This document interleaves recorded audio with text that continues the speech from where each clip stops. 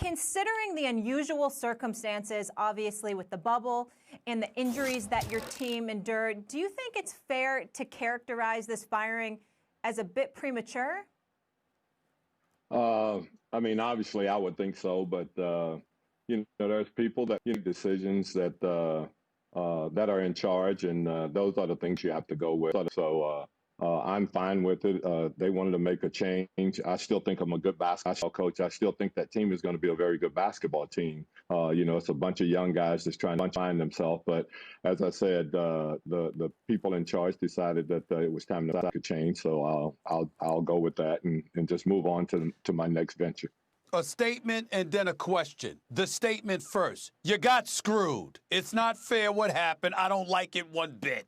David Griffin, I'll deal with him later. Here's my question to you, Coach. Did this catch you by surprise, or did you see this coming? I would have to say that it did catch me by surprise, but obviously when you're in a situation where you're trying to to get a franchise going and you got a bunch of young guys, these kind of things can happen. As I said, I think that team is going to be a good basketball team.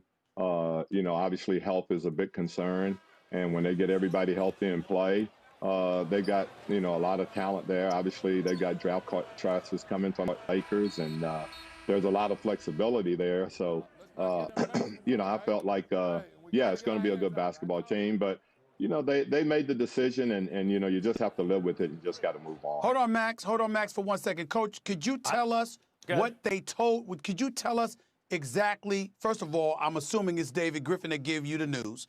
But secondly, and more importantly, assuming that's true, what did he say to you? Did he just dismiss you and say we were moving in a different direction? Or did he tell you specifically why you were let go? No, he just said they were moving in a different direction. And, I mean, if they've decided that, then, what am I going to do from there? So, we talked, and we talked about, are we on the same page or not? And, so those are the conversations that you have. But like I said, he has the prerogative to move on and find his own guy. And, as I said, I've been in this league a long, long time, and I'm fine with that. I just it doesn't personally affect me because I think I'm a good coach, and I think given the opportunity, I could have been a good coach. I could have been a good coach there, and I think we could win some games because, as I said, I think it's a talented bunch of young guys. They got 4 20-year-olds on that team, and a 22, a 23, and a 24-year-old, and all of them are going to be guys that are going to be really relevant as to moving forward. So got a good young bunch of guys, and I would have liked to have been there to help develop it, but, I'm not, and I don't have any bitterness whatsoever. I'm going to move on. I'll pull for them, because I like the kids there, and I think there's a lot of good people there. So, Coach, to get into what Stephen A. said about you got screwed, you did seem to get a raw deal, or at least get very unlucky in the sense that for several years, everyone's hurt all the time. And then you have all this draft capital and everything, or all this young talent because of the AD trade, and then you had them going. Like, you can't just throw a bunch of young guys together and start winning, but after a while, then you started having it going, and the starting five in particular was very effective playing together.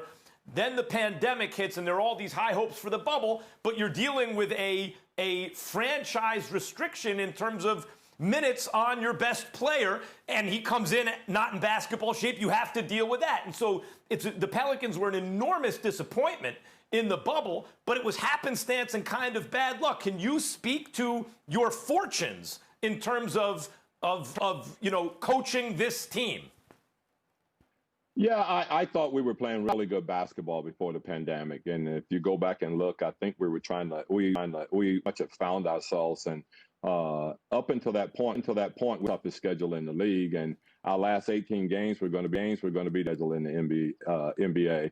So, obviously you still got to play and you got to win those games, but we liked our situation from the standpoint of we felt like we were playing good basketball, and we were going to have an opportunity to make a run at the playoffs regardless of what. So we did not play well in the bubble.